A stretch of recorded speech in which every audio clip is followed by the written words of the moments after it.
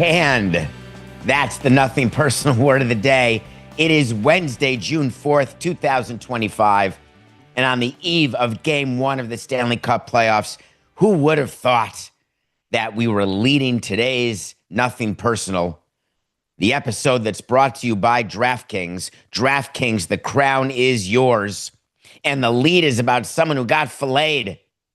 We're talking, of course, about New York Knicks coach Tom Thibodeau, going about his day, having been eliminated by the Indiana Pacers, getting himself a haircut, a new lube job, getting himself ready for next season, because that's what you do when you get eliminated. You take a day, maybe two, but not if you're the team president or the coach, and you are right back in the soup, working on roster construction, thinking about ways where you can get better. Ding dong. The old midweek ding dong from Leon Rose and James Dolan can't feel good. That's how you do a manager once the season's over. I'd rather do managers during the season. I did a couple postseason, but during the season's good too. But after the season, you got to ask the question, am I going to him? Am I asking him to come to me Aaron Rodgers style? Get on your private plane, come see me. My name is Aaron Glenn. By the way, we're going a different direction. Thanks, coach. I'll get back on the plane back to my heaven in California. Or you could do the old phoner. Hey, just wanted to call you and reach out and say you're canned. Nah, that's not a good look. Or you could do the old Zoom. Hey, coach, can you jump on a Zoom for a quick sec? And you jump on the Zoom, and there you've got your boss's boss, and you got an HR person. Word to the wise to all my fine folk out there. When you get on a Zoom with your boss's boss, and there's some sort of dweeby HR person who you've never heard of or seen, and they're there just to see what's happening, it's not because you're getting a raise. You're getting canned. So I wonder whether they had Thibs do a Zoom, or maybe they did it at the practice facility. Maybe while he was clearing out his garden locker. So how does it work? Well, it's simple. At the end of the season, James Dolan walks into Leon Rose's office and says, dude, we stink. And Leon Rose says, well, hold on, Jimmy boy. We just made it to the conference finals for the first time in 25 years. We've got a coach right now, fourth on the franchise list in victories, past your guy, Pat Riley. We've got back-to-back 50-win seasons for the first time since the 90s. Not even 60-win seasons, 50-win seasons. Not great, not terrible, but better than we've been. We've got the best player on the team, Rick Brunson's child, saying, I really can't even imagine why he'd be asking me if I believe Thibs is the right guy. Yes, come on. So he has the apparent support of Brunson. Jimmy Dolan, tell me what you're thinking here. Well, I'm under a lot of pressure here. We lost revenue from a potential game 7, and then we lost the possibility of 3 more home games in the NBA Finals. We had that many more opportunities so I could creepily stare at Chamelet and his girlfriend. We had 3 further opportunities where I could really fine-tune the face technology so I could keep out my enemies and make sure that everyone knows when you're in my house, you'll listen to my guitar. Well, hold on, James. What are you saying? Leon, what I'm telling you is we're firing the coach. Do you think Leon Rose fought for Thibs? Do you think Leon Rose has the relationship when he looks at his contract, when he looks to see how much money he's getting paid, cash, stock, and he looks at Dolan and says, I'm not going to be your sycophant. I'm going to do what's in the best interest of this organization. It may be to fire him, but I need to tell you that, Jimmy. And James Dolan was like, just fire him, and then we're going to tell the media that you did it, but you consulted with me just to let me know so I wouldn't read it about the paper, because I don't want to be known as pulling the strings. But Jimmy, you pull every string. Yeah, but the audience doesn't know that. It's the best thing that ever happened to Thibs is to get out of New York. Working for Jim Dolan. I mean, really, what do you want if you are a Knicks fan? You want a chance, don't you? Do you look at this season where you lost to Indiana, and aren't you saying we need a better team? Or were you saying we need a better coach? I'd have to believe you were saying we need a better team. If anything, I would think that fans would be looking out into the Knick landscape and saying, wouldn't it be great to get rid of Leon Rose? Wouldn't it be great to get rid of Jim Dolan? Were the people saying get rid of Thibs? Oh, I love this argument, Coca. Oh, too many minutes. Not a good enough bench. Doesn't rest his players. I mean, you're talking to the wrong guy. You're talking to the guy who plays his guy's Sunday lineup. Forget it. I want my best players playing 162 games. 162. No rest for the weary. No break. A couple days off.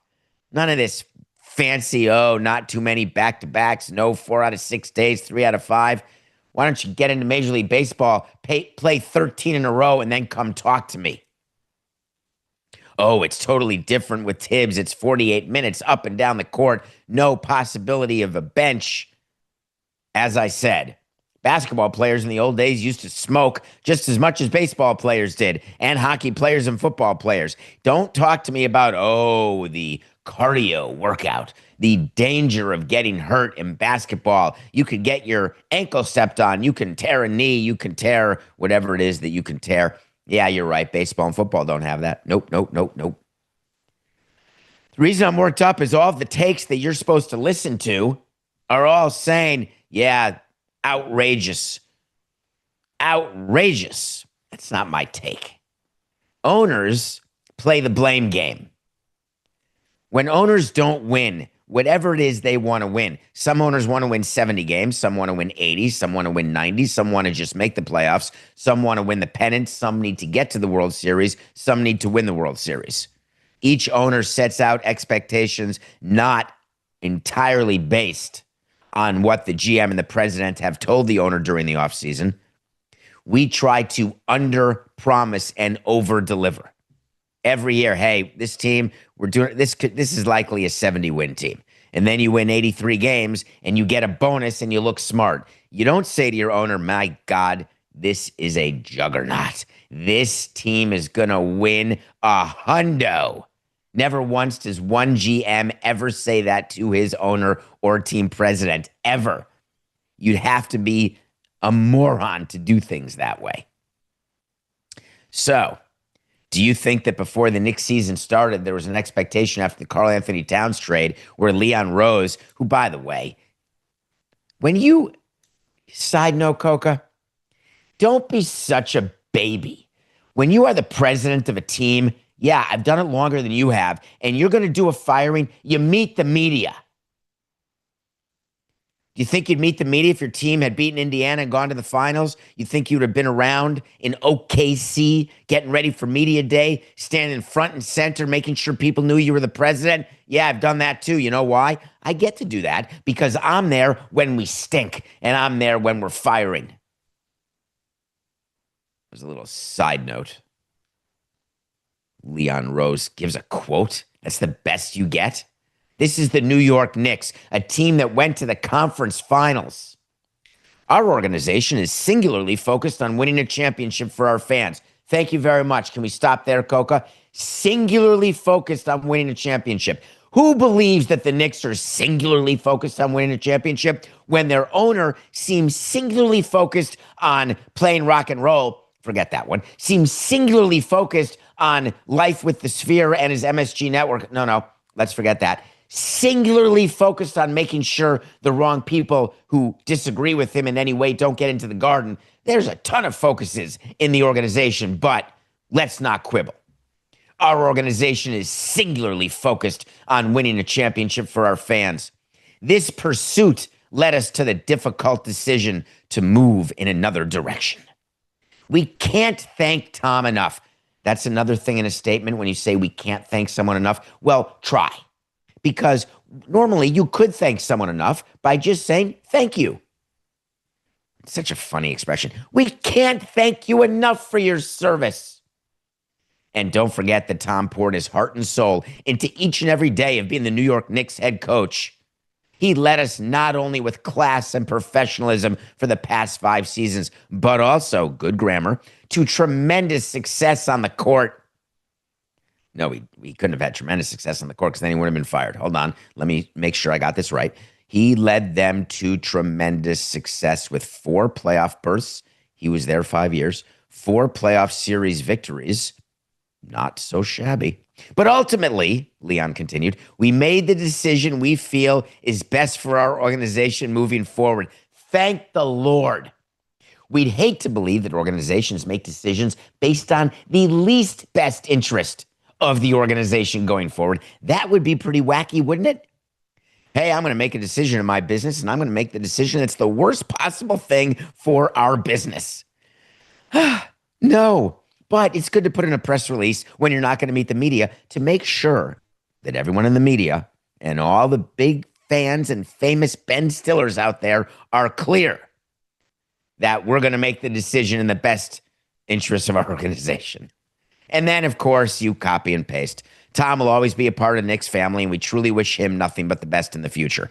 Interesting. They didn't wish him and his family. I wonder if that means Tom Thibodeau doesn't have a wife and children. Because if he doesn't have a wife and children, you would just delete out that part that goes at the end of every press release when you can somebody. Then you just wish him nothing but the best. They didn't say future endeavors. They could have called Hollis Copeland and gotten that, former Knick player who loves signing autographs that way. Good luck in your future endeavors. The reason I'm worked up about this is Tom Thibodeau has been a success. 5 years in Chicago, 3 years in Minnesota, 5 years in New York. Made the playoffs every year but 3 in his whole coaching career. Not bad. 10 out of 13 years in the playoffs. Not shabby. Coach of the year in Chicago. Coach of the year in New York year after COVID. But David, he only went 48-55 in the playoffs. That is completely unacceptable. When you have a losing record in the playoffs, you should not continue to keep coaching. Everybody hold. Coca, just for fun. How many all-time coaches are there who do not have huge playoff successful records? Plenty. I'm going to tell you, no matter how amazing our resources are, that we are not able to snap in and give you that answer, but we'll do it. We'll find it with our crack research staff. Hall of Fame coaches who are under 500 in the playoffs. It's super hard to finish with over 500 in the playoffs. 48-55. So do you think as soon as the Knicks lost to Indiana, this was happening, or do you think it's because Thibodeau doesn't play his bench and that all these guys are playing minutes and they got too tired at the end? Get him in better shape. Do you think that it's the fact that the players couldn't stand his schemes, or that his defensive schemes couldn't stop any of the perimeter breaking down full court press that Indiana was employing during the course of the series? You think that Leon Rose and Jimmy Dolan were so on top of it from a basketball standpoint that they see themselves lose to the Pacers 4-2 and say, that's it, we've hit our top? All of it's possible, and here's where it results.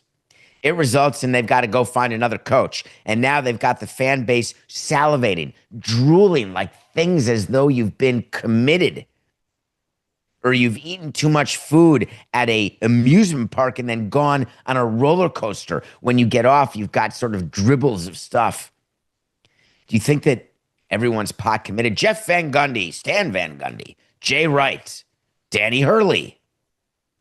Tell you right now, if Leon Rose is in charge, you may get a coach, a first-time coach. If Jim Dolan is in charge, you're going to get a retread, a name. Mike Malone, maybe. Rick Pitino, Jeff Van Gundy.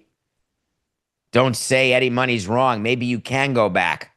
I went back one time. It didn't work, but I did go back.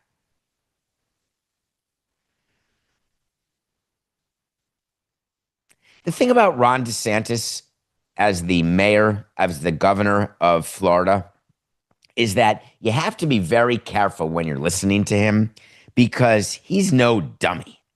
And he is very calculated in the things he says, and he's got purpose for saying them. Whether you disagree with what he says or not, and I'd say the majority of people, I would hope, are 80-20, except when you look at the ballot box. But all of that said, when he talks about the Tampa Bay Rays people ought to listen because he's not going to do a Pritzker. He's not going to act like one of those governors who's neither here nor there, who may put money into a Bears stadium, who may get involved in Kansas City and Chiefs and Royals. What DeSantis did yesterday is I read of a quote that he gave in the last, 5 or 6 days, where he said, "I'm confident that the Rays are not headed out of Florida." He then offered the state's help in a new stadium, except he didn't say where the new stadium would be. So what he said was, and by the way, he has zero power to bind state coffers into any project, but it was good to see that Ron DeSantis said, the state will help with infrastructure, but not construction costs for a new stadium. This is according to Mark Topkin of the Tampa Bay Times. Do you know that that is the type of help that we often ask for of the public and that counts as public money? I'm just throwing it out there so there can be no confusion. People who are not paying attention will say, hey, the Yankees and Mets built their ballparks with all private money. And I'll say, horse hockey. The amount of money that New York put into the infrastructure around Yankee Stadium and Citi Field, it's not tens of millions, hundreds of millions. Is there a bee in the house? Here's what infrastructure is. Infrastructure is when you pay people time and a half to work on weekends, or sometimes you pay double shifts to have 4 people sitting around watching them do the work of one thing. And you add exits, take exits away, you move lanes, you add blacktop, you repaint lines, you have sewage lines, you have electric lines. You may have to make a electric substation bigger, stronger, deeper. You may have to do something with sewer lines. You may have to do something with anything that's related to outside the ballpark, which is a huge part of any project. When you're given a budget for construction of a ballpark, the budget you are told publicly is from the nuts in, is what we used to say. And no, we're not talking about those nuts. We're talking about nuts. When you look at a site plan of a ballpark, there is a drawing of the outside of the building. There's a nut required to staple in or hammer in the first piece of building. Of course, it doesn't work that way, but this is the expression. Then anything inside of that counts as construction for the stadium. But if you've ever been to a ballpark, you may realize there's a whole lot of things that happen outside the nut. And what we do is we have the public pay for those, but it all counts as construction budget. And therefore, we have the ability to say privately built, but publicly subsidized. The public has the right to say privately built, and we didn't do anything for them that we wouldn't do for anyone who's building anything. Everyone's got to have power and sewage. Everyone's got to have parking and ingress and egress. Everyone's got to have some green space. Doesn't really work that way. It is a total contribution by the public. And what Ron DeSantis is saying is that the state is willing to help with infrastructure. That is a tremendous, tremendous update because the amount of state money put into Marlins Park, wait for it, cha-ching, zilch, zero. So when Rob Manfred goes and meets with Ron DeSantis back in December, you know what they're talking about. Ron DeSantis comes out and says that meeting was pretty clear. It is Rob Manfred, Commissioner of Baseball. We are not allowing the team to leave Florida. Here's a quick note for you, Ronnie DeSantis, if you don't mind. Rob Manfred can't stop a team from moving out of Florida. Because if 23 teams are willing to vote for Tampa to move out of Tampa, guess what happens? Tampa moves out of Tampa. Now, of course, the commissioner has his finger on the pulse of his voters. The commissioner doesn't even get a vote. It's not like he has one of the 30 votes and he becomes the 31st vote. There's actually zero vote. Roger Goodell, Adam Silver, Rob Manfred, Gary Bettman. Between them, they've got 0 votes as it relates to relocation, to expansion, to any of the things that they are the front talking pieces of. That's their job. Their job is to be the public face of a league, and their job is to get consensus among owners and to operate the league, bring in revenue, do national TV deals, national sponsorships, get labor deals done. All of that is the reason why they make so much money, and they should, and their deputies ought to get paid more. But when it comes to a blanket statement, do you know who wouldn't make that statement to Ron DeSantis? A commissioner who has a labor law background, who knows the rules of baseball better than any owner knows them. If you think for 1 minute Rob Manfred made a promise and said that as commissioner, we're not allowing Tampa to move out of Tampa. Nope. Didn't happen that way. Couldn't happen that way. Wouldn't happen that way. DeSantis has been doubling down on that fact, using it as an example to gain what he thinks is leverage. The thing is, the leverage is always with the team. The team has the right, working in concert with his partners, to figure out that which he wants to do and will do.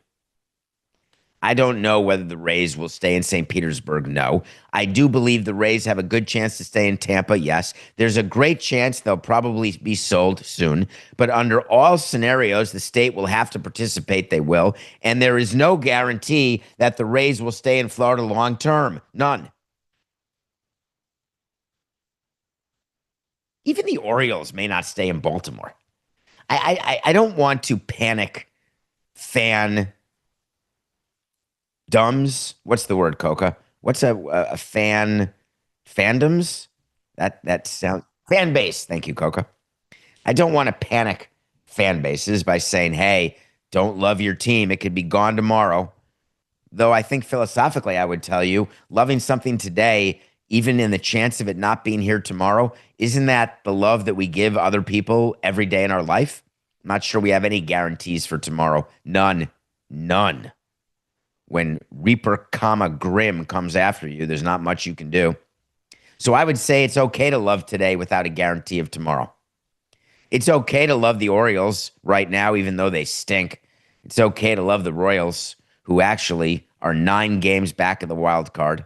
They're making a mid-season surge, having won 7 of their last 9 games, to only be 13 under. That's how bad it was. But there's something else happening at Camden Yards that is worth discussion. They have a new owner, you know that, David Rubenstein. They've got someone who may or may not be committed to doing what's necessary, to spending the money required to have the depth that you need to overcome injuries that you're going to have in order to compete longer term in the American League East. The Orioles are coming off 2 damn successful seasons. They then fired their manager and decided there was a better way to go. Now articles are starting to creep. The Baltimore Sun did a creeper article. Orioles attendance at Camden Yards this year is down more than 8% following the team's underwhelming offseason and poor start. Before I get into that, you remember 2 nights ago when the Rockies beat the Marlins and there were 5,800 people? Last night, the Rockies beat the Marlins. More on that in our Nothing Personal Pick of the Day. And I don't know how many people there. My guess is they wouldn't announce that number again. My guess is they'd probably, knowing them, announce 7,500 people. But the fact of the matter is, if you know what you're doing as team president, you do not allow these articles to be written, period. You are the victim of your own idiocy. Why did I make up attendance? Because I don't want to read articles like this in my home paper. I'd rather that they say, hey, 15,000 announced, didn't look like that. Don't care what you think it looked like. You weren't looking far enough because people were standing in the outfield. They were standing on line at the concession stand. They were in the parking lot making whoopee. I don't care what they were doing. They were there. Of course, I made it up, but you don't know that. You think I'm ever announcing 5,800 people? You've got to be kidding me. Never. It becomes the laughingstock and the top conversation on every sports show around the country. If the Rockies beat the Marlins and there's 12,000 people in the park, it's a note. Yeah, the Rockies won their 10th game. Way to go. And in other news, someone has a hangnail. That's how it would work.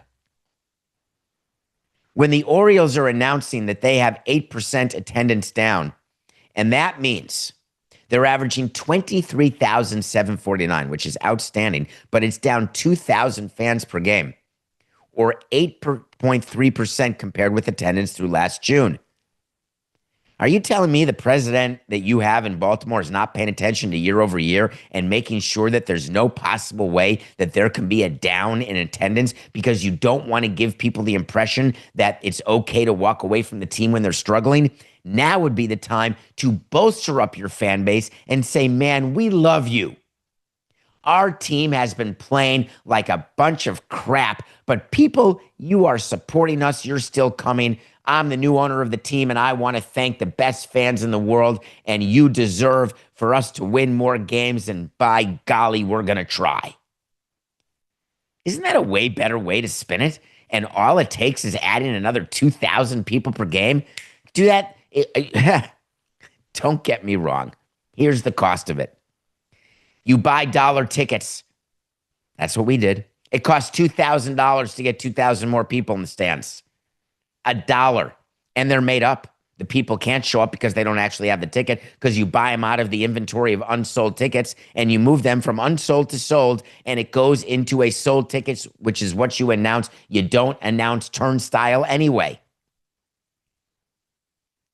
I don't, and Coca, this may be a blind spot. I don't know. I don't get it. We have to deal with the whole thing in Baltimore because of lower attendance. We have to deal with an absolute embarrassment in Miami because of such attendance. Why? Now, if you're David Rubenstein, you can bet your sweet bippers that he's concerned about the play of his team. He's concerned about the revenue of his team. He's concerned about average ticket price. He's concerned about who he's competing with. He's concerned about the fact that his ballpark is old, but their video board is new. He's concerned about all sorts of things that he's trying to make different, signing autographs and doing bobbleheads of himself, etc.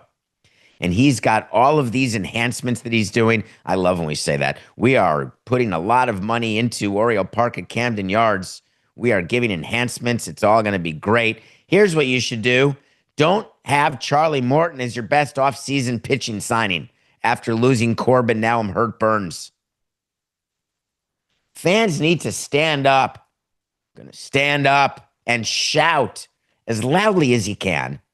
Dear owner, I appreciate the fact that you own the team and that you're going to be taking the appreciation that I've given you, and you're going to put it toward the value of your team, and you're going to capture all of it once you sell. However, I would like you to know that in the meantime, it would be my preference, if I were given a say, and were there to be a suggestion box, that instead of redoing the Diamond Club and moving the home run sculpture or adding a different kind of hot dog and making sure Darren Ravel talks about how great our concessions are, you know what I'd like? I'd like a damn infielder. And then, if you don't mind, wouldn't mind a starting pitcher. That would really be super duper. Let's take a break, Coca. When we come back, we are going to review a movie, and then we're going to talk about something that happened in the College World Series that is simply unacceptable in every way. We'll do it all after the break.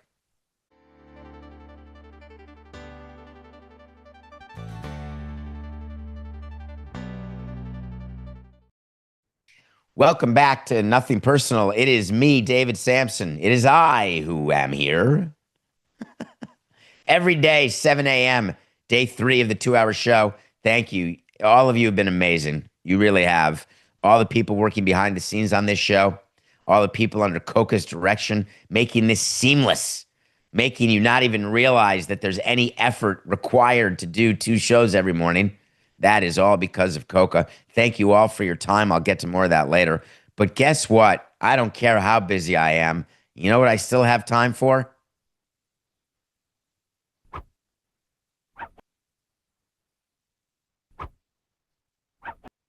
The review. I'll never stop, can't stop, won't stop. And I even told you yesterday what I was going to review, hoping that you'd have the time to watch this hour and a half strange movie, The Luckiest Man in America. So apparently there's a game called Press Your Luck. I've seen it. No whammies, no whammies, no whammies. Whammy! It is a game that requires zero skill. You press a button, you answer a few trivia questions. You press a button if you can. And then if it comes on $700 plus a spin, you can keep the money, stop spinning, pass the spin, collect the 700, collect the money, pay the tax, and leave. There was some guy who scammed Press Your Luck. Apparently, Press Your Luck was easy to cheat, and I'm not talking quiz game type cheating, although that was suspected by people at the time in the 80s. There's this guy, this sort of guy who is a little off. And if you want an off guy, you go with Mr. Paul Hauser, such a great actor, nominated, decorated actor. Go watch Kingdom if you haven't. Go watch Jewel if you haven't. He's done what's the thing he did with, oh, come on, Coca. He did it with Tara Edgerton. They were in prison together, and he was trying to get him to confess to things. The guy who played Elton John. It was a miniseries. Blackbird? Could it have been Blackbird? Oh my God. Can we take a second just to acknowledge that I am not old? I don't know what I was doing. Reviewing the show. So the movie, The Luckiest Man in America, this guy apparently figured out how to get no whammies. And he won like $100,000. And the way to do it is he realized there were only 5 patterns that the whammy board would go in. And if he pressed the button at a certain time, it's guaranteed not to come on a whammy because there were patterns. And the guy studied it like a savant. Is that cheating? No, it's like being able to memorize a trivia book and then going on Jeopardy. You don't know the questions in advance. You just know the answer to all the questions. Who are 3 people who never have been in my kitchen? Makes you a winner. Now, starring in the movie, in addition to our guy from Kingdom and Blackbird, is our favorite Walter Goggins. But I have a correction. I did it again. I meant to. Now that's funny. 4869. Also starring in the movie called The Luckiest Man in America is our favorite White Lotus actor named Walton Goggins. You may have heard me yesterday when we were promoting what we were going to review today. I called him Walter, but his name is Walton. And I love the listeners and the watchers on Nothing Personal with David Samson YouTube channel. Hit subscribe. Watch all the great shorts that Jack and Coke are putting together. Twitter at David P. Samson. But I make mistakes. We have no script. This is all from the brain, 2 hours a day. I did call him Walter yesterday, and you pointed it out. By the way, feel free.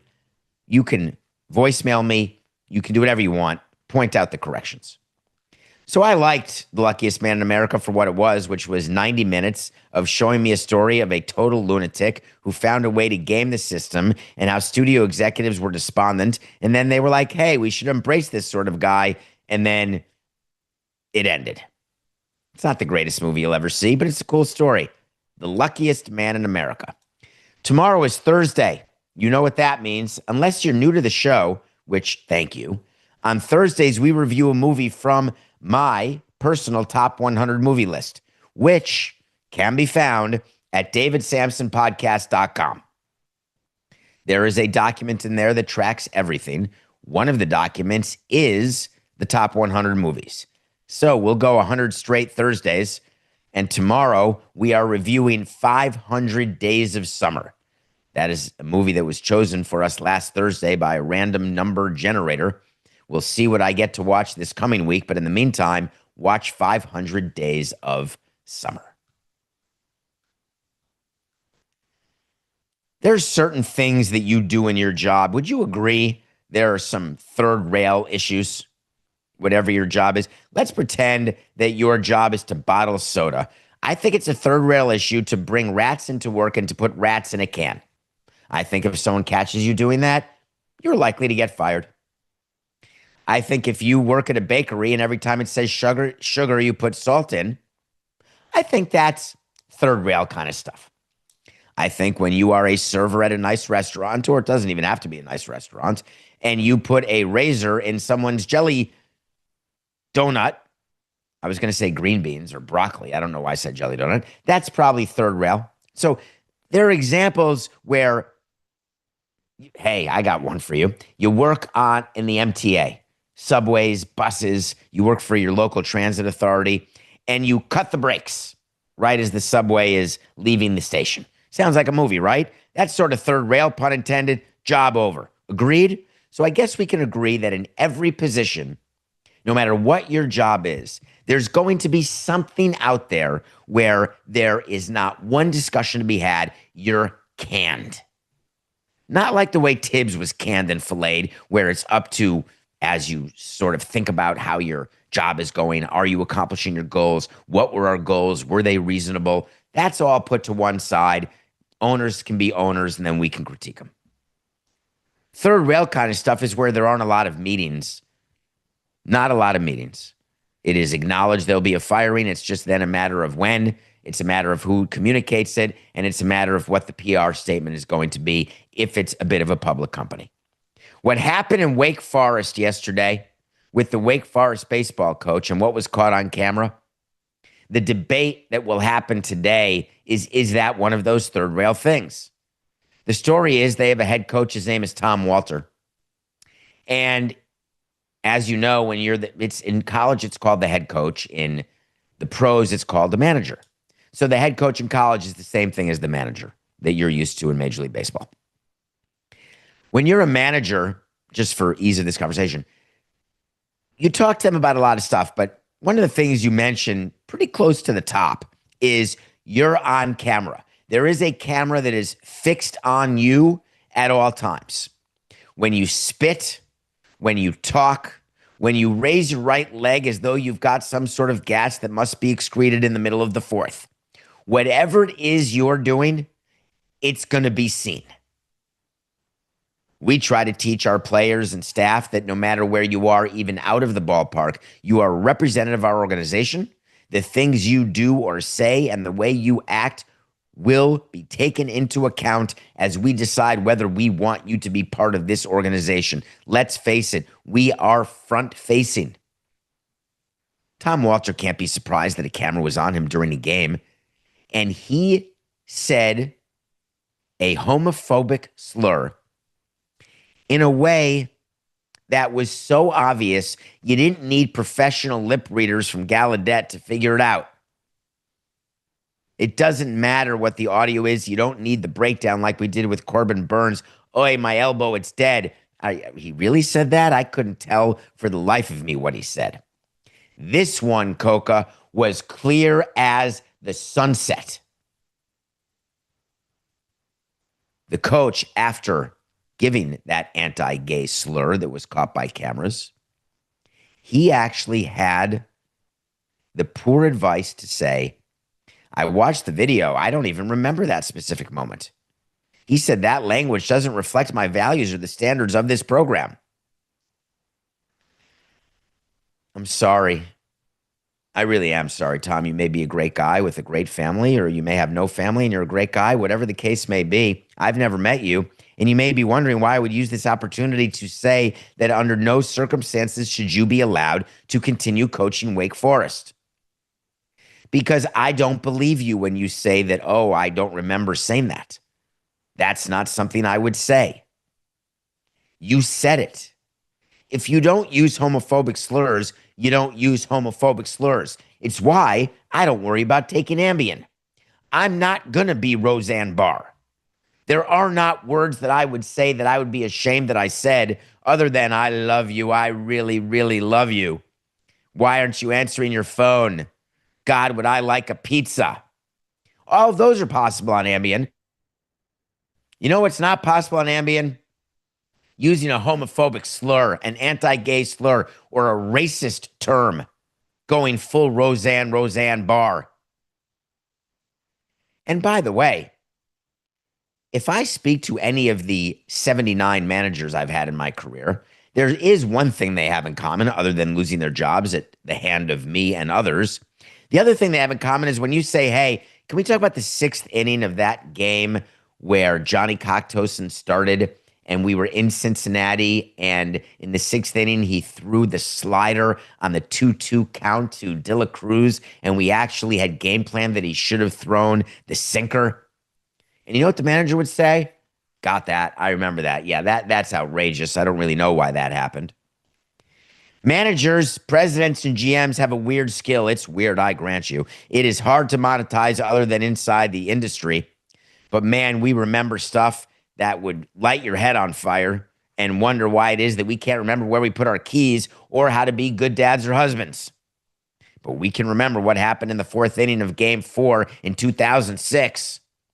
You're telling me that there's a World Series on the line, Wake Forest in the playoffs.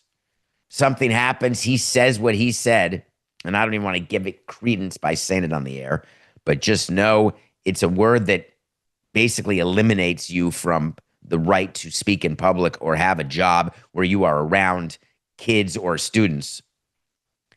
But he said he didn't even remember.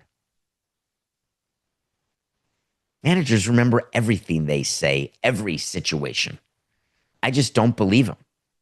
And so they had to get PR people around who had to say on his behalf, I'm very, very sorry for my outburst in frustration. It's like explaining.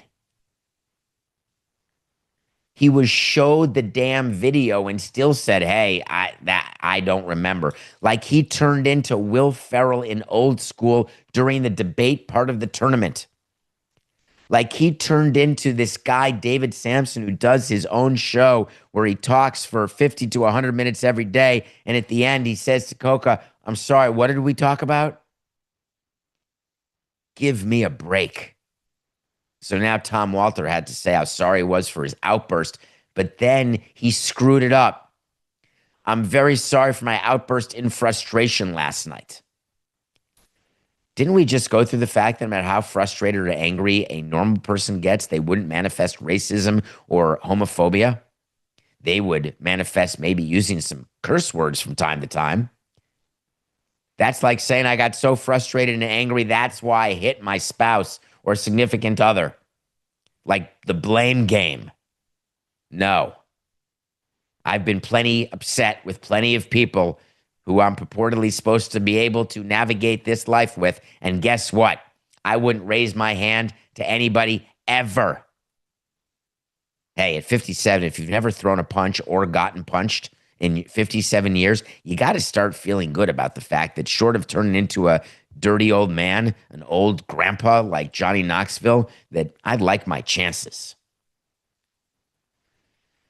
The ACC spokesman, not available. But the athletic director of Wake Forest was. You know what the athletic director said? I am both surprised and deeply disappointed in our head baseball coach for his outburst during last night's baseball game. Is that what you're disappointed about? Everyone keeps getting this wrong. We're not disappointed about an outburst. Outbursts happen. We're disappointed in the man behind the outburst who manifested the outburst with homophobia or racism. Don't blame the outburst or the frustration, but everyone did at Wake Forest, and it is a mistake. The good news is the AD said that he spoke with Coach Walter immediately after the game and again this morning to address this incident, which is completely out of character for him and does not meet the standards of Wake Forest. How does that work? Do you get to say something's not in your character? I'm just throwing it out there. I don't think you do. It is your character. Well, let me tell you how this ends. I'm going to give you an official wait to see. Wait to see is when we tell you something's going to happen. If it does, fine. If it doesn't, fine. Wait to see. Coach Tom Walter of Wake Forest is going to get suspended. You can book it. Nothing personal pick of the day.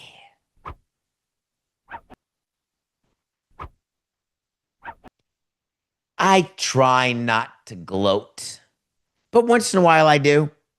And the nothing personal pick of the day is presented by DraftKings. DraftKings, the crown is yours. We've got the Stanley Cup starting tonight. Edmonton, Florida, part deux. Get it? Canada, French, part deux. No, not hot shots. Stay with me. Stay with me.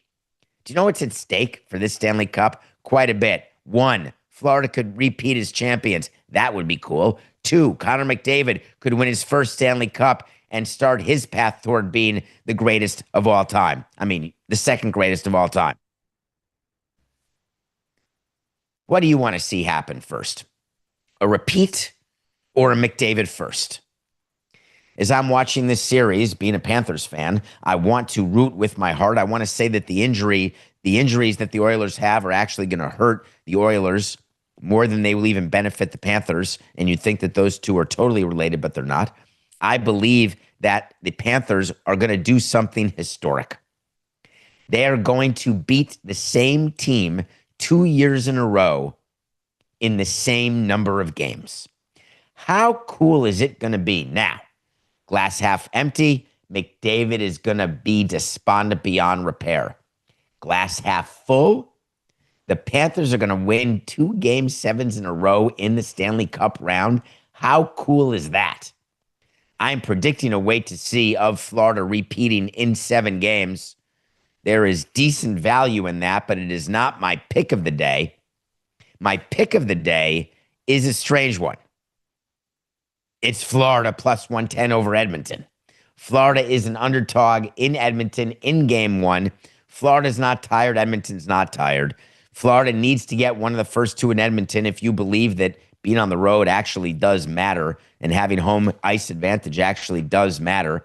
I would tell you that in baseball, basketball, football, road teams are winning at unbelievable clips, not seen, in the 80s and 90s, where it doesn't mean as much, which we don't talk about as much because we don't want to make the regular season not matter. But the nothing personal pick of the day presented by DraftKings, where DraftKings, the crown is yours, is Florida plus 110 over Edmonton. But we're also going to go to baseball. I have gotten a lot of talk of people angry with my take about the Royals calling up their slugger Jack. Well, I'm trying to make amends. We're taking the Royals plus 110 over the Cards in St. Louis. Those are my 2 picks of the day presented by DraftKings. I want to talk a little bit about last night's pick because I try not to gloat too much, but just a little. It took a lot of gumption to take the Rockies plus 150 over the Marlins, thinking they'd win 2 in a row and win their first series of the year if they happen to win. And they did. They beat Sandy Alcantara 3-2. That's a plus 150 win. Here's the thing about the Rockies. They are still on track, having won 2 in a row, to break the record. So their season hasn't gotten better. They just managed to play a team that can't hit, can pitch a little bit, but not much. And they're going to win those series from time to time and still lose over 121 games. For the Marlins, the last thing you want is to lose 2 out of 3 to the Rockies. God forbid you get swept, but to lose 2 out of 3 to the Rockies, and then on top of that, to do it with your ace.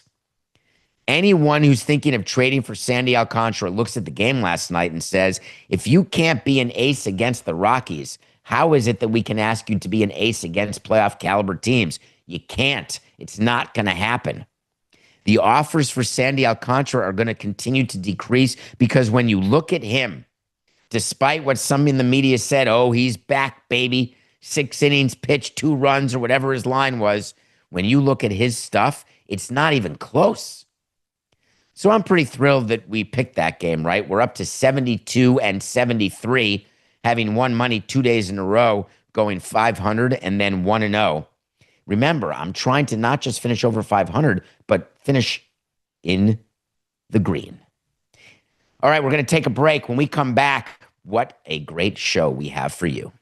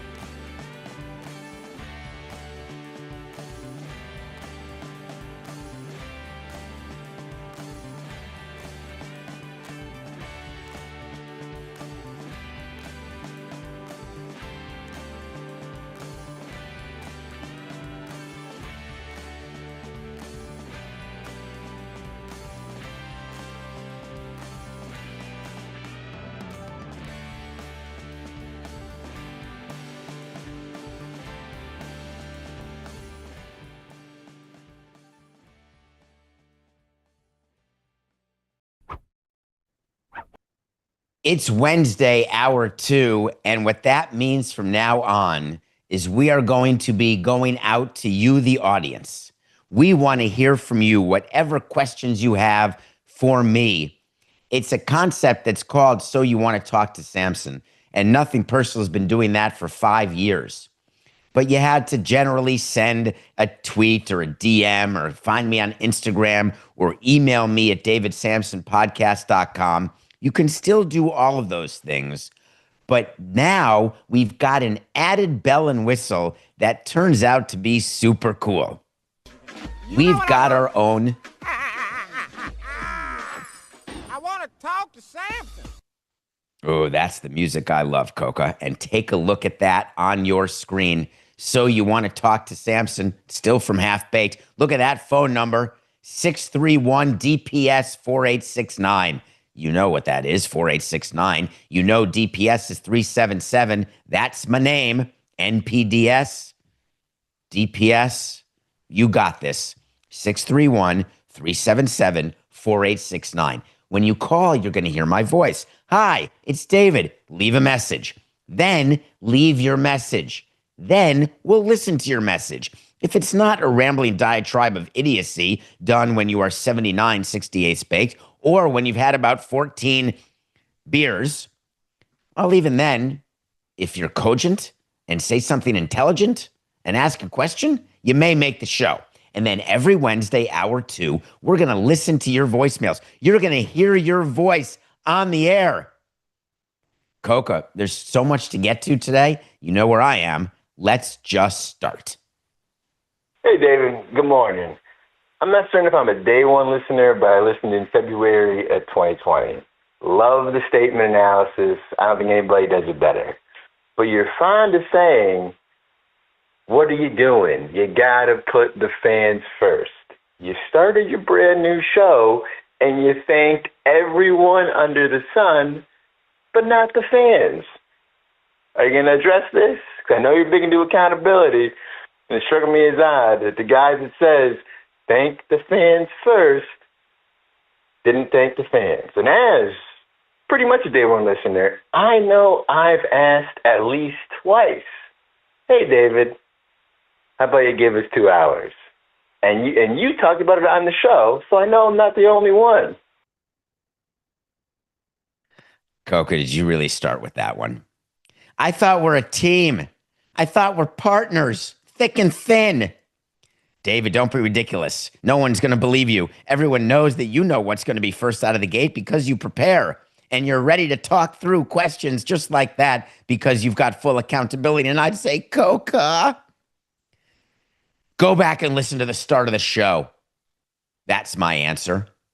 I appreciate the fact that you left that voicemail, but it's total horse hockey. Of course I thanked the audience at the top of the show. What kind of prize fool would go through a laundry list of people to thank and not thank the Academy? Coca went back and listened to the top of the show Monday, and he said, David, you're not going to believe this. You didn't thank the fans. And I said, of course I do. I calm the audience. You don't have that on tape, do you, Coca? It's only 7 a.m. 2 hours of stuff to go through today, tomorrow, Wednesday, every day from here on in. A thank you to Metalark, a thank you to DraftKings, a thank you to the great people from Patrick Kim to the great IT department and RG Systems and Matthew Coca. I could go on. We've got a team of people bringing you Nothing Personal now every day. We've got a team, Coca. It's no longer just Crystal Gale and Eddie Rabbit, just you and I. Jack's even listening. I wanted to start new logo. Go to davidsamsonpodcast.com. We have new merch with the new logo. I demand a recount. I demand a redo. So here it goes. I have to go put on my purple jacket, but we don't have time. Too many questions to get to, but I'm going to try it. 4869. Welcome to Nothing Personal. Today is Monday, June 2nd, 2025, and we are going to be with you for 2 hours every day, Monday to Friday, 7 to 9 a.m.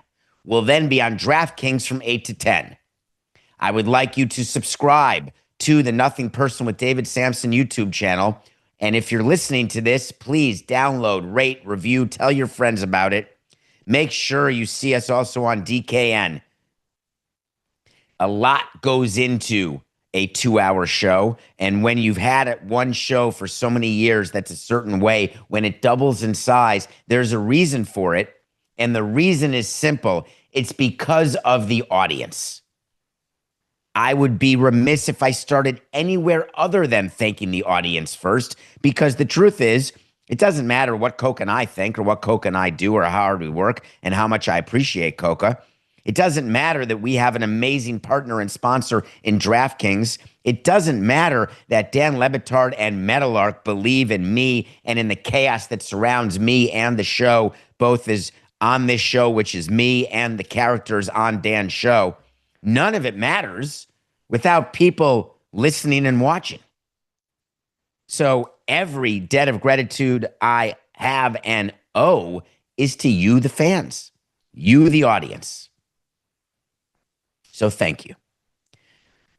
Coca, if you could clip that and then forever replace that on the June 2nd show and maybe Photoshop in my purple blazer, because I'm freaking mortified. I would have bet anything that I had thanked the audience right off the top on Monday. And when this voicemail came in with this question, when someone called 377-4869, area code 631, I thought it was just wrong, but it wasn't. I'd like to tell you that I had something written out, but I didn't, as you know. I'd like to tell you that I really meant to say something I didn't, but the truth is my mouth is always behind my brain, which is how it's supposed to be. I don't really know how to tell you other than to say, I'm sorry. You're totally right. I did not practice what I preach, and I should have. Thank you to the Academy. No, I'm serious. I appreciate the voicemail. All right, next. Oh, this is one that came in writing. This one came on Twitter. So you know what this hour 2 is. It's questions. It's So You Want to Talk to Samsons. Here's one. Hello, David. I'd like to ask you to discuss with Jeff Blair the financial disadvantages Canadian clubs face in U.S. leagues, earning in Canadian dollars but paying salaries in U.S. dollars. I recall you broaching this on Nothing Personal. It needs more discourse. Dan Le Batard's Canadians Can't Win refrain ignores this imbalance. It's both ignorant and obnoxious. Dan needs checking. That Canadian team still reached the playoffs or finals, as the Oilers did, is a boon. I was born and raised in Montreal. I know local politics. Sotomayor and Brochu killed the Expos. Keep up the great work, David. Boy, that's a lot of a question. And I'm going to take this in 3 counterparts. First of all, merci beaucoup pour écouter. Nothing personal. Merci. I could do this. Should I do this whole thing in French? But it's not just that he's from Montreal. He wrote it in English. But when you're going to talk about who killed the Expos and you realize that Netflix is making a whole documentary about who killed the Expos, and you say to yourself, wait a minute, is that Samson? Is that possible that David Samson himself killed the Expos? And then you realize there is no single magic bullet theory to what happened in Montreal. And you've got Canadian business leaders. You've got Claude Brochu. You've got Charles Bronfman. You've got Stephen Bronfman. I could go on and on and on. We could take the entire hour and tell you who killed the Expos. Is my name on the list? Only to the extent that my name is on the passenger manifest as the person who played the violin on the Titanic as it was going down. Yeah, it sort of looks like I participated. I could have helped people into lifeboats. Instead, I wanted to have people hear great music. What you're talking about in your question is the economic disadvantage where revenue in Canada is in Canadian dollars when you buy hot dogs and shirts and beers and tickets, but expenses are in US dollars. Not the expense to your sales department, they get paid Canadian. Not your ticket department, your ushers, your game day people, they get Canadian dollars. But the biggest amount of your expense is payroll, and you bet your sweet bipsters they get US dollars. Is there an issue when you get revenue in Canadian dollars and you have expenses in US dollars? The answer is absolutely, because of what's called currency exchange and the relative value of currency. I think you could imagine under what scenario there would be absolutely no difference between paying in Canadian dollars, paying in US dollars, getting revenue in US or revenue in Canadian. And what would that be? Oh, you're right. A 1-to-1 currency exchange ratio. A dollar US equals a dollar Canadian. All right, we're all good. Let's not take into account that a dollar doesn't get you as far in LA as it does in Indiana or Oklahoma City. Let's not quibble over different costs of living index, because that's also true between markets. Housing for your employees differs in markets according to housing markets, but we are not accounting for that. What you are trying to get to in this question is a little more simple, which is there something that can actually be done to correlate this revenue difference, this currency exchange difference, and have it manifest itself in who wins and who doesn't win? In all my years in Montreal, 2 of them, and then Florida for 16, we were acutely aware of the currency exchange issue.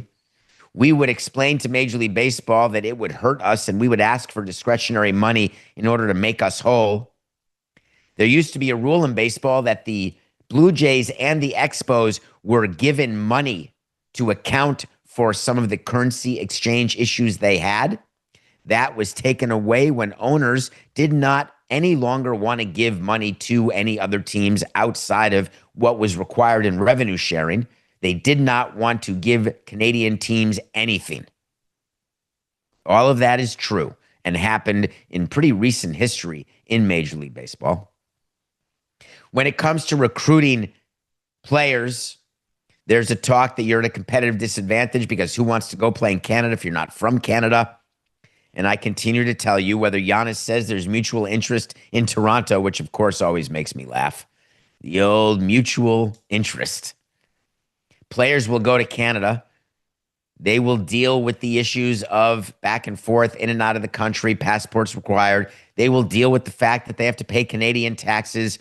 And the reality is that everybody's paying Canadian taxes who plays in Toronto, whether it's for 3 games or 40 games or 80 games, you got to pay Canadian taxes. So that's not the big difference. Their ability to have an owner with deep pockets, that's not the big difference. The owner of the Toronto Blue Jays, one of the wealthiest families in Canada, so that can't be it. So what exactly are we talking about? Why is it that the hockey teams in Canada haven't won a cup since Montreal early this century? Why is it that it is such a big deal that Toronto hasn't won a World Series since Joe Carter in the early 90s? Is there any sort of correlation? We've studied it. We never found it. We were never able to prove in any way, shape, or form that there was a significant disadvantage other than what could be actually measured, which was the currency exchange, which there are ways that you get currency equalization payments. Players don't need that. Teams do. My thought is that if you want to have success in Canada, you don't need to do anything other than make sure that when it comes to your league, like baseball, that you are treating mid-market teams not the way we tend to treat the middle class. As you know, in our country, the middle class has sort of disappeared. That means there's a lot of people on the rich side and a lot of people on the poor side and fewer people in between. What baseball has done in the past 25 years is created a system where you are incentivized not to be middle class. To have a middle-of-the-road payroll, to win between 78 and 82 games is the worst thing to do. You're losing money, wasting money. Either try to win 90, make the playoffs, or lose a hundo because it's not going to matter. Either you're retooling, refilling, rebuilding, or you are taking advantage of your open window and it's win time now. That is the world in which we live. If you have a team and they happen to be in Canada and they happen to be in the middle, that is the fault of management, That's the fault of ownership. There's a bunch of teams that don't ever want to rebuild or retool or do anything because they don't have the patience. They don't think their fans have the patience. But really, what fans shouldn't have the patience for is middling. Canada teams have the option and the likelihood of middling if they choose, and it costs them. That was a good question. Thank you. Next. Hello, David. Thanks so much for the added content. I love the format so far. I can't wait till Friday. That was a great interview today. My question concerns the Diamondbacks broadcast, which the MLB apparently took over. They grabbed the whole crew, and the production is exactly the same as it has been. It's available every game on cable. So I wonder if I should expect for that to continue, or if I should expect for that to move over behind some streaming service. My wife keeps threatening to cut the cord, but I remind her about the complications involved. Thanks a lot again. As always, take care. That was a hell of a dismount. Thank you for that question. Anytime you say, I'm worried about my wife cutting I'm always thinking Babbitt, Lorena, Lorona. I'm getting the name wrong, which totally makes this way less funny. There's this woman who cut off the thing of the guy. That's what I thought of when he just said, my wife, I'm worried, is going to cut and then he said cord. Now, of course, you don't actually cut a cord. You just get rid of cable. I appreciate that voicemail. I appreciate you like the new format, but you hadn't even heard what Wednesday's format was, which is today, which is the So You Want to Talk to Samson format. Yeah, excited for Friday. Coca Day. Side note, got a great text. I was calling Coca yesterday, and Coca will have plenty of time to answer to this or to be upset with me for saying things. As a matter of fact, he could come on the air right now if he so choose. We have the technology. But Coca, when I was calling him because I needed something, because I am a boomer who needs things all the time, he said, hey, getting my hair cut, getting ready for Friday. Coca's trying to upgrade his look. If he doesn't show up on Friday as the co-host in the second hour with his normal tank top tat showing, then I'm going to be despondent. If he's all of a sudden going to put on some sort of looking like Charlie Sheen in Major League, he's got the cut-off sleeveless shirt, dress shirt with the tie that's sort of cut halfway with the glasses, that's what I picture Coca to be on Friday, but I guess we'll wait to see. Let me get back to your question, sir. You're asking about your wife. Well, let me tell you about your wife. Your wife may have a small problem here because while it is true that the Diamondbacks have been taken over by Major League Baseball, here's what baseball is trying to do. You may recall the backstory of this is when regional sports networks were going kaput and teams had no idea what to do. Major League Baseball stepped up and said, hey, we actually can do this for you. We will take the people who used to work for the regional sports networks. We'll take all of it's sort of like the way ESPN is taking the inside the NBA people off and on camera. We'll take your on-camera people. We'll take your off-camera people. We will pay for production. And instead of having to be only on the regional sports network, which is bankrupt and on like the 10th tier, we're going to put it out there in the world. We're going to put it out on free, over-the-air, linear TV. We're going to get to tell you how available our games are. And we're going to also put it behind a streaming network the way 28 teams do. So if you subscribe to Diamondbacks.money, whatever the website is, I'm sorry, Derek, I don't know it. You have the opportunity to stream the games in your market. And to have that opportunity, hey, we're talking about, I don't know, $19 to $29 a month. So at the end of the day, for the consumer, instead of you paying $19 to $29 for the regional sports network to be on a greater tier, you have an opportunity to pay $19 to $29 to have it available to you on your phone or device. Or alternatively, you could actually watch the game behind paywalls, which is where the games are going to end up anyway.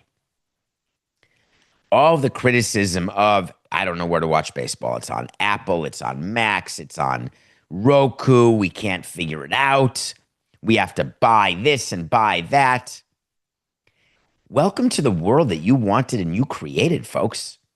You're the ones who were upset with the cable companies for bundling, and now you've got streamers who are doing the same bundling to you, and you're feeling like, wait a minute, this smells, feels, and touches and makes me think of a cable company. And you'd be right.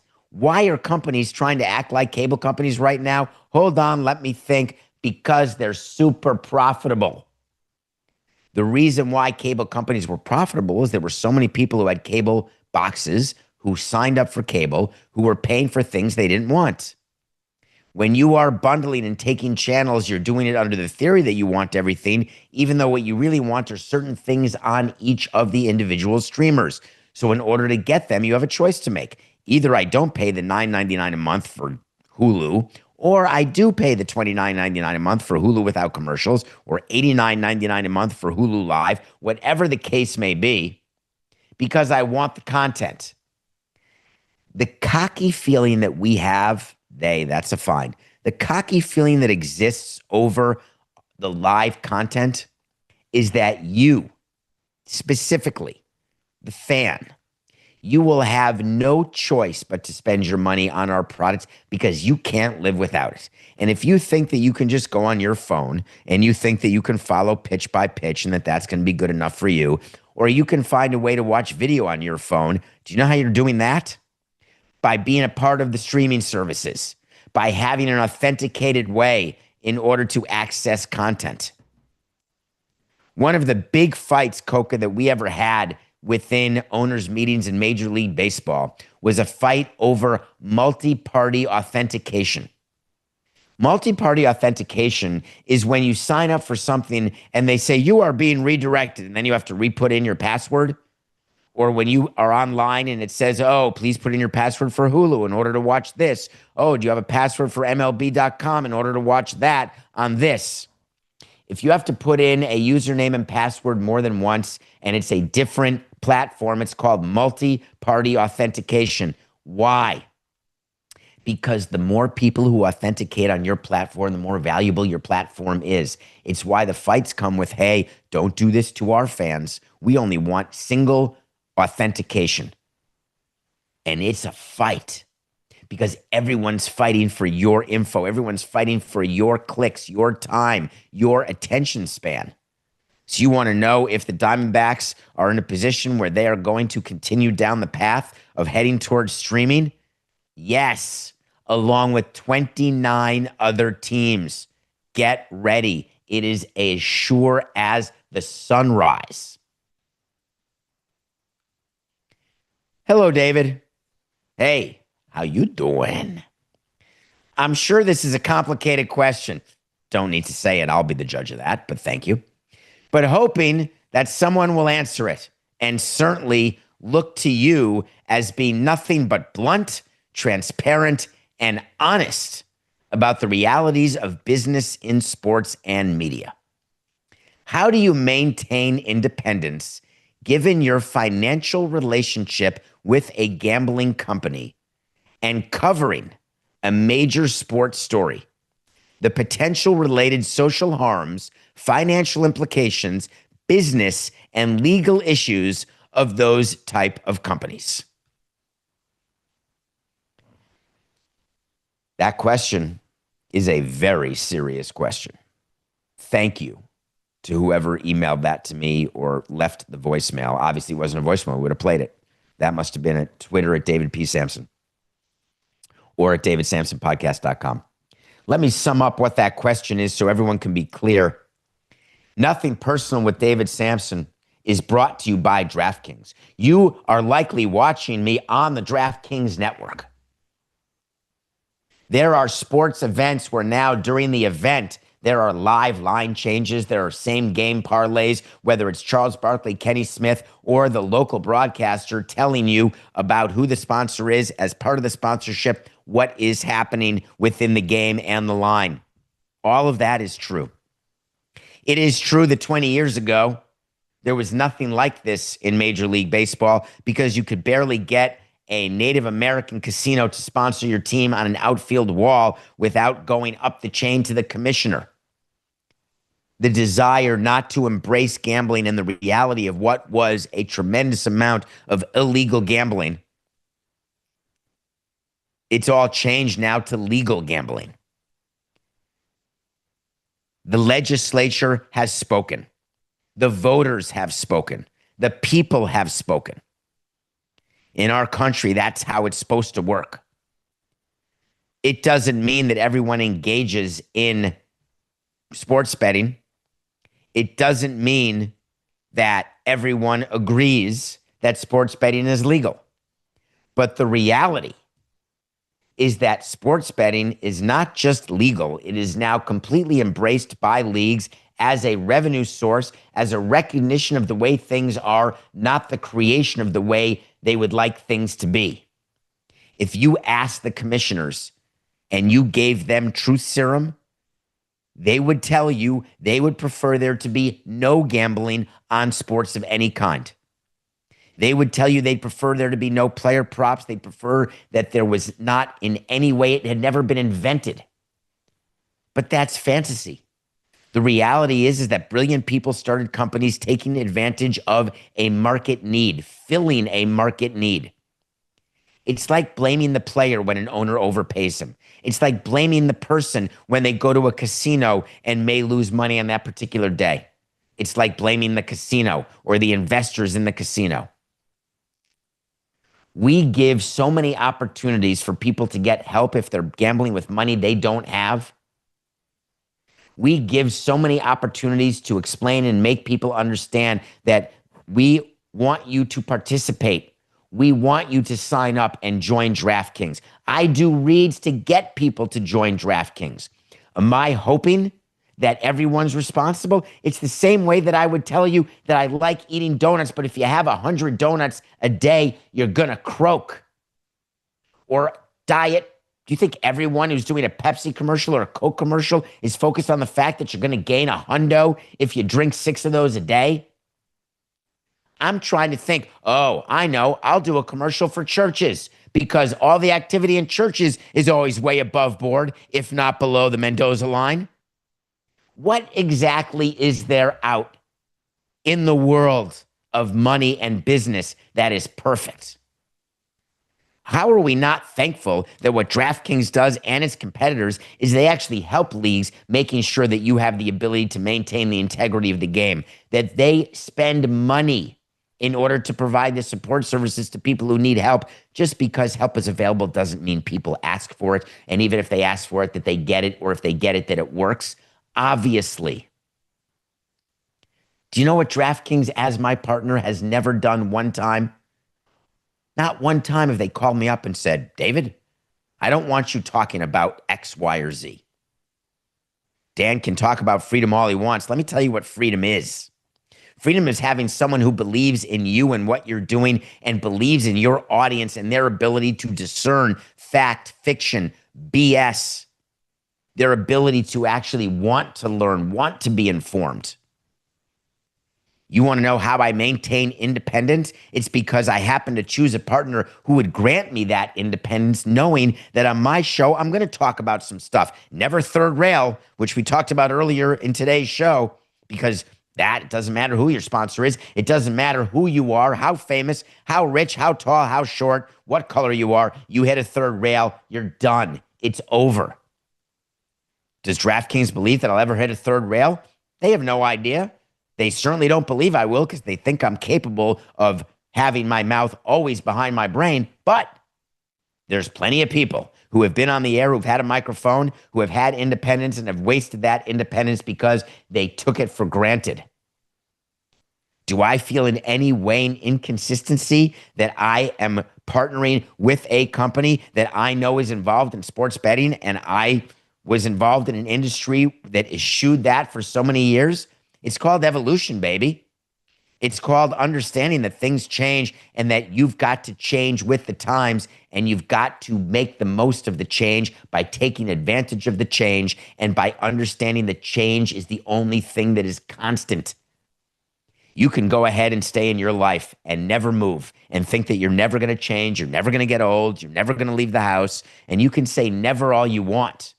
I'm not that guy. I'm not that guy. I'm proud of the relationship with DraftKings, and this is not, I already signed the deal, folks. You don't get it. I don't have to say anything about this. I don't have to say anything. I am not forced by contract to say one word. The reason I do is because I give you truth about what it is to be their partner and why I would choose to do so. You know that I wanted to start this show with total independence and editorial control to talk about politics, culture, sports, business, baseball, anything. And we do. And now we get to do it 2 hours every day. I do appreciate that question. Coca, let's do another one. Hey, David, it's CJ from the San Francisco Bay Area up in wine country. Congratulations on the 2-hour show. Appreciate all your insight, personal knowledge. My question is, I'm curious what your thoughts are if Major League Baseball has an alternative plan should the Rays or the Avs end up making the playoffs. Surely they're not going to play in Sacramento. Surely they're not going to play at Steinbrenner Field. What are your thoughts? Would there be a neutral site? Would they go to the Coliseum if it's the Avs, for instance? Just curious your thoughts. Thanks. Have a great rest of your day. Well, surely I won't call you Shirley. Let me just tell you where the A's will not be playing a playoff game, and that is at the Oakland Coliseum. Now, of course, the A's and Mark Kotsay, I do not believe, are in position at the moment to either win Manager of the Year or to appear in the playoffs. I just want to get an up-to-the-minute standings of the A's, who have just been dreadful. They're 23-39. They've lost 8 in a row. They're 11 games behind Houston, and they are currently, wait for it, 10.5 out of the wild card. So let me help you and say, don't worry about the A's. They're not going to be playing in Sacramento in front of 8,000 people or in front of the Coliseum in front of 16 rats and 17 pieces of blowing around garbage. Would they have chosen a neutral site were the A's to be good? You remember how the Sacramento deal was announced. It was announced as, we are here for each regular season, 3 of them. We have not yet decided what would happen in the playoffs. What you didn't see when the announcement was made was the pain that the commissioner and all the spokespeople were in, because their toes were crossed so much that when you cross your toes that much, you worry it's going to become a full cross toe. And the reality is they knew from day one they weren't going to have playoff games in Sacramento Stadium because they could not afford to only have 8,000 people in attendance, because there is way too much at stake, way too many people getting way too much money from playoff revenue. So the Oakland A's, I can't say that. Sorry. The Sacramento, no, I can't say that. The Avs, what could have been a problem when on May 5th, they were like 1 game back in the AL West. Luckily, as we sit here on June 4th, they are 3-23 since then, having lost those 8 in a row.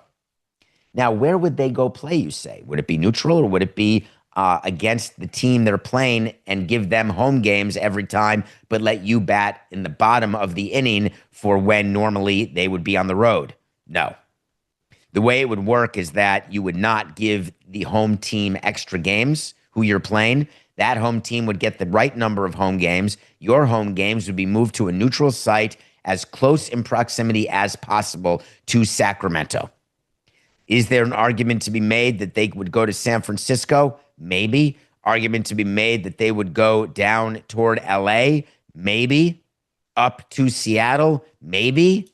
They would find someplace, but it would not be Sacramento. And I'll put it this way, even so you're clearer. If in the next 3 years the A's ever make the World Series, they will never play 1 home game in Sacramento. If they make the League Championship Series, they will never play 1 of those games in Sacramento. If they are a wild card, a 2 out of 3 wild card round, I could see where baseball would just let it be. because the way the revenue split goes, the wild card stuff is the least of what gets shared. But the later rounds, absolutely no chance. Now let's go to the Rays. Do you know we're already in June, which is remarkable? Next month, the schedule comes out. Now, you won't get it, but internally, we start getting the schedule for the following year around June, July of the current year. So we get to see who we're playing. We get to fiddle around with game times and travel days and start booking hotels. You know, the usual, how you put road trips together. The problem is the Tampa Bay Rays have no place to play. And that's a concern. They have a deal right now to play at Steinbrenner Field for this season. Remember, they moved all their home games, so many of them, to the start of the season before the hot, rainy season, which in Florida really is the whole time. But in any case, they upfronted their home schedule. As a matter of fact, one of the stats I could give you, which would be interesting, and I'm happy to do it for you, the Tampa Bay Rays have played, they've played 38 home games and only 22 road games. There is no one in baseball who's played 38 home games, and that is a big number. Now, it's going to even out in the end. Why? Because at the end, you play 81 road, 81 home. But the deal with Hal Steinbrenner, when the Rays moved to Steinbrenner Field for this season after that terrible hurricane ripped off the roof at the Trop, one and done, baby. I'm happy to help you, Rob and Stu, Manfred and Sternberg. Happy to be of assistance. But that's it. You cannot kick me out of my clubhouse and move my minor league system to the backfield. We are the New York damn Yankees. Uh-oh, what do we do? All right, let's sell pieces of the Trop. Let's get that roof fixed. Let's try to raise some money and do some sort of fire sale, some sort of garage sale, sell a bunch of crap, and then order up a new roof and install it, and we will be good to go. Do you know that the Tampa Bay Rays have been publicly telling you that, the Trop will be ready for next season, no problem. The roof is going to be ready by the end of the year. And then by the time spring training starts, no problem. We will have fixed all of the inside. We'll have the field back down, the turf back on. It's going to be as good as new. The amount of money they're going to have to spend to hit that timeline, it's going to stagger you. Right now, baseball has to work on an alternative because what they could say is, hey, Hal, the Trop may not be ready for April, but it's going to be ready for May. Can you really just let them play in April and then they'll leave? Are you sure? That would be nice. Halsheimer says, no, put them on the road. I've seen that before. You could put Tampa on the road for 3 straight weeks while the Trop is being finished. They may start them on the road for a month just to make sure the Trop has enough time to get finished. We are already in June. I hate to make everyone nervous. But if you do the math, July, August, September, October, November, December, we are 6 months away from the end of the year. You know how hard it is to get roof material, put a roof on? Oh, I can just get it done on the weekend. I can go full Loverboy style, have people work a double shift, and the Trop will be ready. It's not how it works. And the amount of money that St. Petersburg is spending because they have to, making them totally despondent and trying to wait as long as possible to spend what they're spending from a cash flow standpoint, having to go back, which they do, to their council to talk about all of the money they're spending, how to make up the difference between what insurance is covering and what it's not. This is a nightmare scenario. So the hope is that the Trop is certainly open by next October. And if Tampa makes the playoffs this October, playoff games at Steinbrenner Field? Absolutely not. You can't allow it. It's the same thing as Sacramento.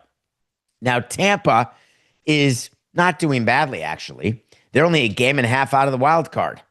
So they could make the wild card. They're in second place, 6.5 games back of the Yankees, 2 games over 500. Tampa, man, they always find a way. Could they play the first 2 out of 3 at Steinbrenner Field? Hope to God that they actually have to play 2 out of 3 on the road because they don't finish as the top wild card. Hope to God they finish as the 3rd wild card, have them go to the worst division winner, and then forget about it. If they win a series, you have a neutral place in mind. Remember, it's about the business. And the business is clear. you're not going to see 8,000 capacity playoff games. Okay. Do we need to take a break, Coca? Okay. Let me read this one. Let me read this one if you don't mind. Hi, David. Not sure if this question will make it to the pod. Hey, raise your hand if you're sure, baby. But I wanted to ask your opinion. What is the likelihood of the Pirates trading away Skenes? There's a lot of talk about the Pirates trading him away when he has value. Are the Pirates going to pull a Nico? Is that a new expression that I'm missing, Coke? Is that a boomer expression? Are the Pirates going to pull a Nico and trade away their Luka? Also, I'm hearing trade rumors about Stanton. I know that's your guy, so I wanted to ask if they will let him go. Well, I appreciate that. I appreciate all these. What an unbelievably quick hour. We only have like 10 minutes to go, Coca, and there's so many more voicemails and questions. Keep them coming. We'll do it again next Wednesday. 631-377-4869. Let's talk about Skenes. Ben Cherington, the GM of the Pittsburgh Pirates, the fantastic Pittsburgh Pirates, who can't seem to win a game no matter how well Paul Skenes pitches, including last night when Skenes, I watched him pitch against the Astros, and he was dealing. I'm talking about dealing, and let me just tell you what the result was, just so we're all clear on how it's going for the great Pirates. He went 8 innings, 3 hits, 1 run. You got to win that game, right? When your ace goes 8 innings, 3 hits, 1 run. They scored a total of 0. They lost to the Astros 3-0. Lance McCullers Jr. gave you 6 scoreless innings, and the bullpen did the rest. Ben Cherington said it's not under consideration to trade Paul Skenes, and I say as a Pirates fan or as the president of the Pirates, what are you talking about? Every player needs to be under consideration to be traded. It doesn't mean he's going to be traded. How do you run an organization where you've got people in it that are so protected that they don't even have to do their job? They can just be around and they get paid for doing less. Everyone's got to be under consideration to be fired. Everyone's got to be under consideration to be traded. Every free agent has to be under consideration to be signed. Always. Why Ben Cherington would say, nope, not under consideration. Don't believe him. If someone walks in with a Juan Soto-like package, they are irresponsible. Second time this week I've said it to a front office. Maybe the people in Pittsburgh will get upset with me, but don't. It'd be irresponsible not to trade Skenes. You are not in a position where you're going to win with him, so you start the window over. You think the Marlins don't look back and say, God, I wish we hadn't signed Sandy Alcantara? He ends up being hurt. We pay him to be hurt. Now he's being paid to not perform very well. You can bet your sweet bippy that it is clear that whether you've got a pitcher that leads the league in quality starts, which Paul Skenes does, he's really good, folks, really good. Mitch Keller, a great top of the rotation. The problem is you have to know your team and know you don't have offense. If you know between Keller and Skenes you are 5-13, you know you're going to lose 90-plus games. Because the rest of the time, you've got Dewey, Grumpy, and Howe pitching for you. Is it pulling a Nico by trading Skenes? Let's be clear. Trading Luka Doncic. Boy, we've done it on this show so much, but I got to just reiterate in case there's so many new people watching and listening. What Nico Harrison did is he traded away a player who's 25 years old, who has a chance to be one of the great players of all time, but shows signs of being out of shape, shows signs of injury, shows signs of lack of defense, shows signs of may not be able to win around him. Would he be the only one? The world of sports is littered with amazing talents who don't have rings because they weren't able to make their teammates better or their teams just weren't good enough. The whole world of sports is littered with people who have been traded by front offices where it's been a huge mistake that they got traded. But the whole world is full of executives who have traded players where the fans, the audience, and the media said, what are you doing? And it turned out to be the smartest thing they could ever do. It's why when you are an executive, and this went on, Coca, this went on as it related to Kansas City and bringing up Jack 2 weeks early and having him get to arbitration a year early and I'm getting crushed even by my friend Eric Hosmer. You don't know anything about anything. Whit Merrifield, players coming out and saying, how could you do it? Well, here's how, because it's business. Here's how, because you got to pay attention to when to sell high. All the geniuses out there, all of you think you're getting rich by trading, day trading, and all the things that you're doing with your investments, guess what? You're not getting rich because you're buying high and selling low. It's the quickest way to lose all your money. It's the quickest way to lose 100 games. I've done it, folks. I have sold low and bought high in my career many times. It stinks. All we try to do is buy low and sell high. Find a bunch of minor league free agents, make them perform, and then trade them to get extra pieces that you otherwise wouldn't have gotten. It's like the dream. I'm not saying the Pirates should trade Paul Skenes right now. No, there is no reason to. He is not yet even in the arbitration world. What I am saying is that it makes a whole lot of sense to look at a trade for all of your players every single day. It's what we do for a living. We don't say no just for the purpose of saying no. That would be asinine. Thank you for the question, though. All right, Coco, what's next?